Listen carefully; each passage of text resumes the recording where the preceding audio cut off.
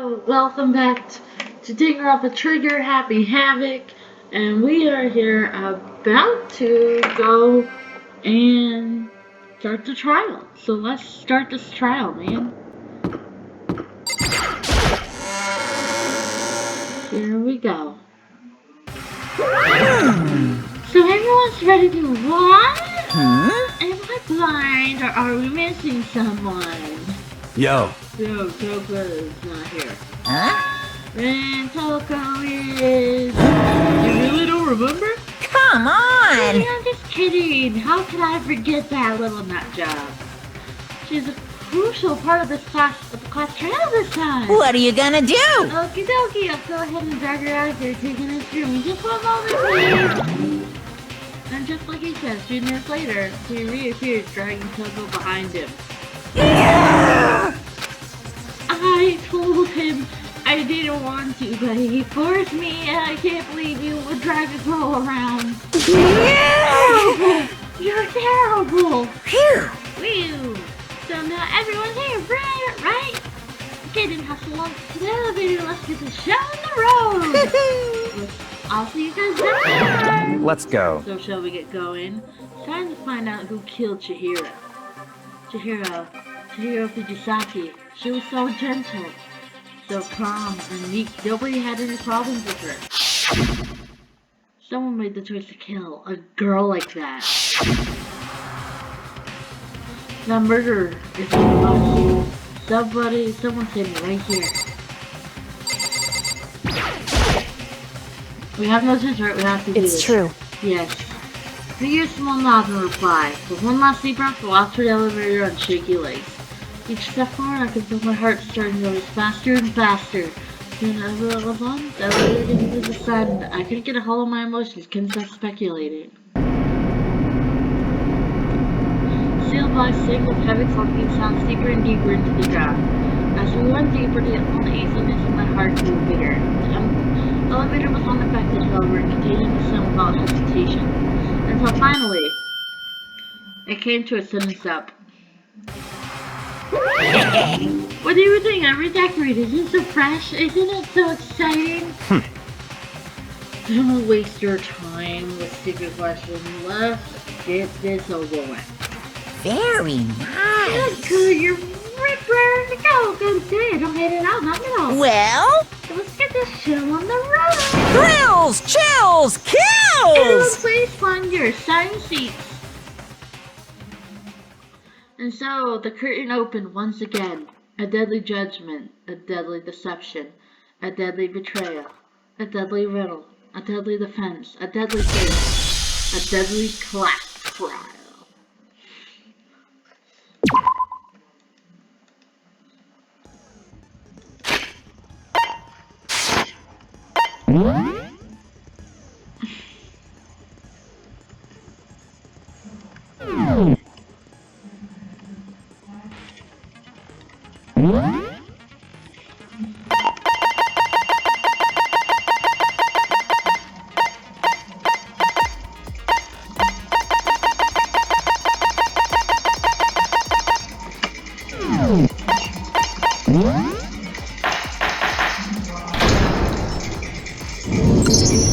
Let's begin with a basic explanation of the class trial. So, your votes will determine the results. If you can figure out who done it, then only they will receive punishment. But if you pick the wrong one, then I'll punish everyone besides the blackened, and the one that deceived everyone else will graduate. Okay then. So, first off, let's talk about the murder weapon! First, we have to make sure what was used to deliver the fatal blow. I think I know this one, because we only have the one blood weapon. Chihiro's fatal injury. It appears it was a head wound. Yes? According to the Monokuma file, the killer...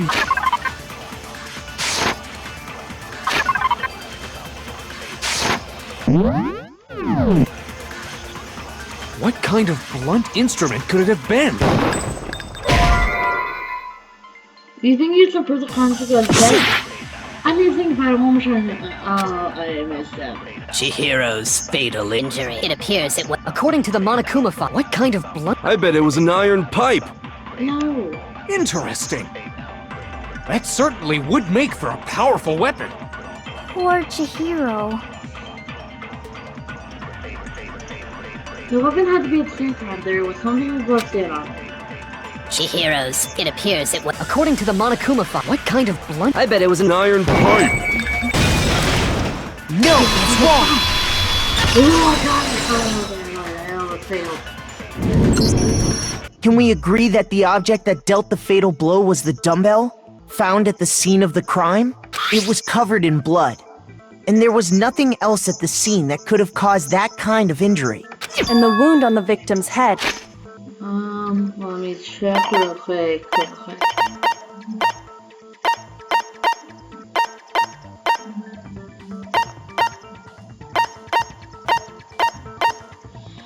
on.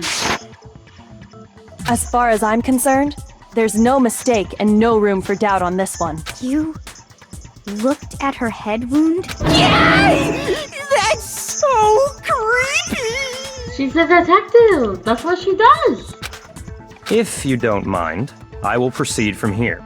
Let's move on to discussion of the culprit. Although, I believe the criminal behind this heinous act is already quite clear. What? For real? Chihiro's killer is the fiendish serial killer, Genocide Jack. Genocide Jack? The fiendish serial killer? Did he really kill Chihiro? The elements about it. Yes, I would like to hear this. First, lines of white noise will produce disruptive reactions. Your truthful disparate they hit these lines, so think of them as obstacles in your debate. There's a way to keep this white noise from getting your way. Just press tap to something girl you shoot down. Ever choose actual remarkable for silencers of the white noise. Time will decrease, so take aim. Okay. Oh, but if you're like in that case, you'll forget what's now. This looks like we can find it. Well then, good luck and have fun! I think I have it. Let's see if it's there. The culprit is Genocide Jack. I'm sure of it. Case closed, as far as I'm concerned. But that's impossible! Why? What makes it impossible? Well, I mean, come on! There's just no proof for it. I think it's that one. But Hey, so, speaking of Genocide Jack, I don't know who that is! the thing we have shown in our archive, one look at that and then we'll be convinced. See, this is the work of Genocide Jack. The culprit is Genocide. Case closed. But that... Why? Well, I mean, there's just No proof for it. No, that's wrong!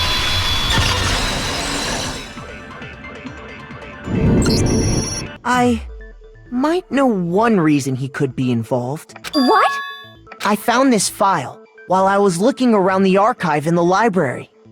I guess it's some kind of confidential file the police put together about the Genocide Jack case. What? That's kinda weird as shit, isn't it? What was something like that doing in the library? I don't know, Mondo. It's in your own blood, okay? I don't know anything. The why of it is probably more trouble than it's worth.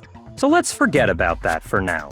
More importantly, it outlines all the specifics of every Genocide Jack case in exceeding detail. According to the file, there appear to be two defining characteristics in every Genocide Jack case. The first is that a bloody message is found written at the scene of every murder. Oh, that's right. Boob lust. No, it's bloodlust. I just want to whack you. No. It's actually bloodlust. But more important is the other characteristic, and it's something that has never been made public. Never made public? What the hell is it? Why don't you tell them, Makoto? You gotta be why you tell them, Makoto. I don't want to tell them. It occurs like every Genocide Jack case, which the world at large doesn't know. If I'm not mistaken, it has to do with the position of the body. How the victim was positioned where the murder took place. The bloody message left behind it was how the victim I got it! was positioned. Apparently, In every Genocide Jack case, the killer suspends the body in a certain way. Other than the killer, the only people who know about this are the higher-ups in the police department. However, Chihiro was most definitely suspended in the same way.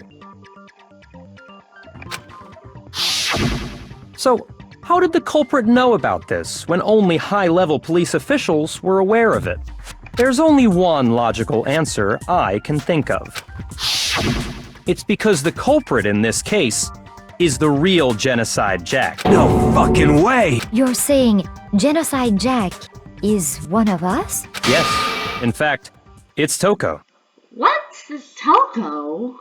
What? I don't be rude to Toko. Genocide Jack's true identity is Toko Fukawa. How do you know that, Ufumi? What? Hey, okay, wait, hold on a sec. Toko has, like, bloodophobia or whatever, remember? What kind of serial killer is afraid of blood? Is Toko Genocide Jack? The answer is yes and no. Another riddle? Man, why is this gotta be so complicated? It's a real sure, but I feel like I understand it. What it means for Genocide Jack to be Toko, but also to not be Toko. The answer is that she's not just one person, but multiple people, right? Oh crap. Nope. It is. Crap.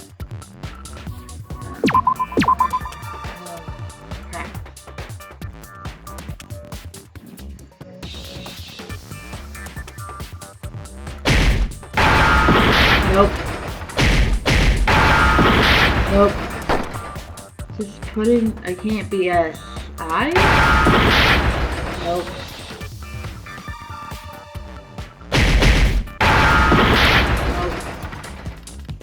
I'm messing up so badly because I don't know this word. What?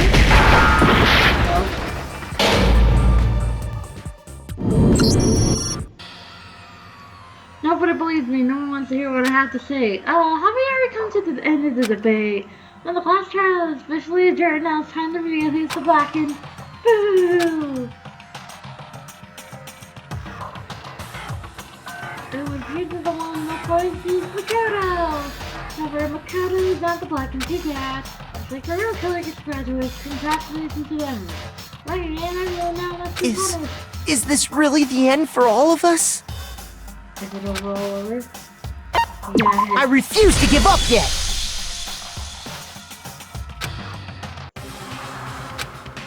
Wait, this is over.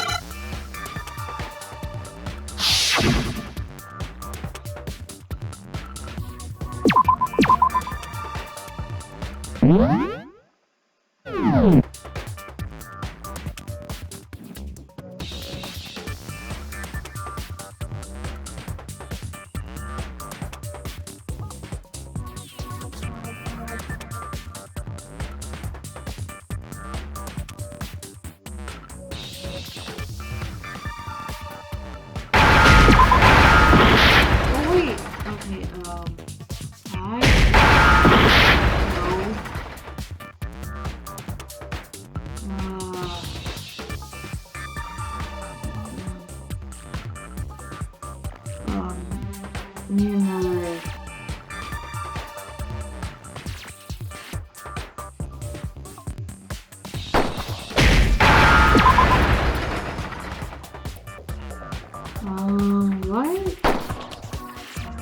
There's Z.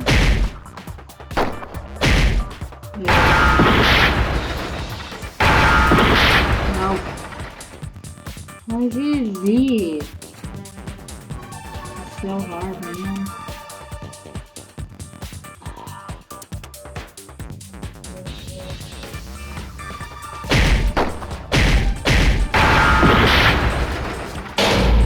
Nope.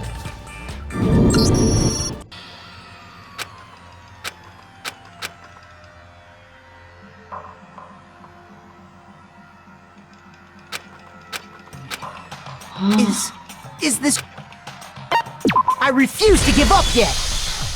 Thank you, Makoto. I have to find out this word.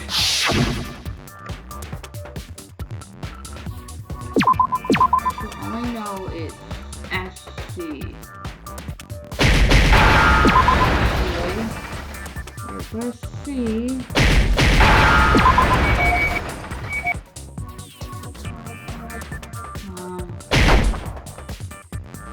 No, I don't see. No. Okay, think carefully. Not in. The acid. Nope. Let's skip through everything. So this girl cannot figure out this word. I refuse to give up yet! You see, in this trial, it's just meant the word. It's just a behavior game.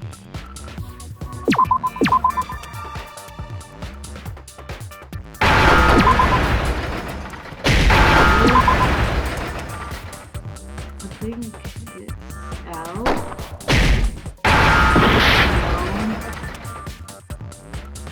No,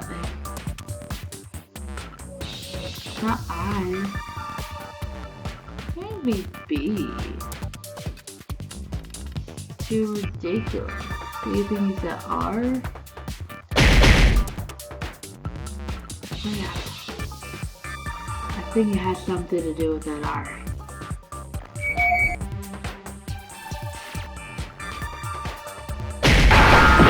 No, it's not that R. Huh.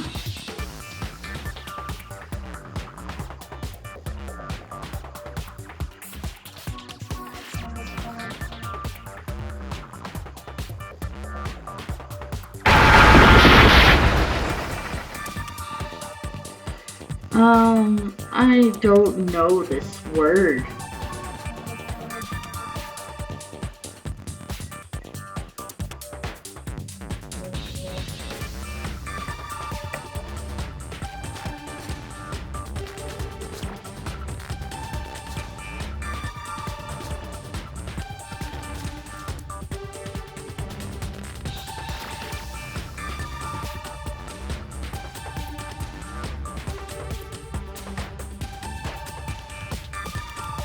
Oh.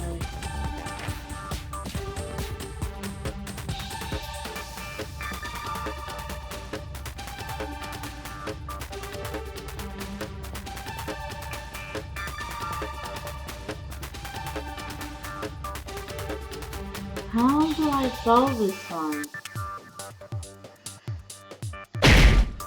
Wait.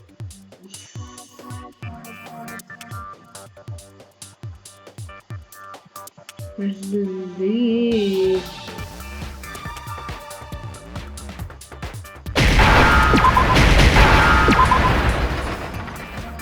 Now I understand! Of course, I don't know that word. Is it because Genocide Jack has a split personality? Huh? I think I read that somewhere in the file too. They thought that the suspect might have, what did they call it? Dissociative identity disorder. Oh, okay. But still, to go and say that about Miss Fukawa is... Perfectly acceptable. Toko's strange behavior after seeing the body is proof enough that she has a split personality. The one thing that shows Toko could have a split personality, it has to do with her behavior. Her behavior changed. She realized her behavior changed all of a sudden. I got it! You're talking about how she started acting totally different than usual, right? That's right. Think back. She fainted when she saw Chihiro's corpse, and then, when she woke up... I'm fine. Whoa, is that a dead body? Wait, hey, are you dead? She must have hit her head really hard when she fainted. The world is a friend and back. It's happening in that bottle. See a truth in a web of lies. That is quite concerning. I mean, she sounds completely different. She was acting funny, that's for sure.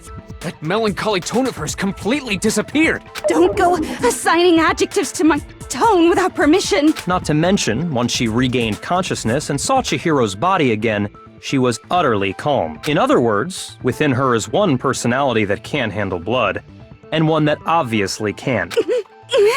So when Toko trapped herself in her room, it's because she was scared of Genocide Jack?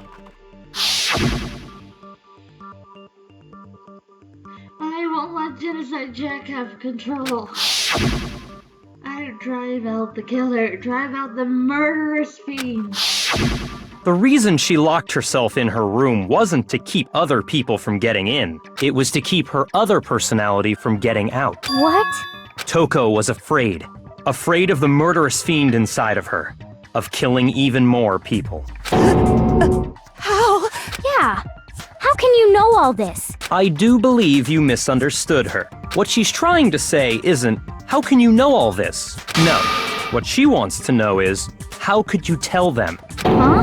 Last night, just before Monokuma, she told me a most interesting story. Oops, let's look at that dialogue.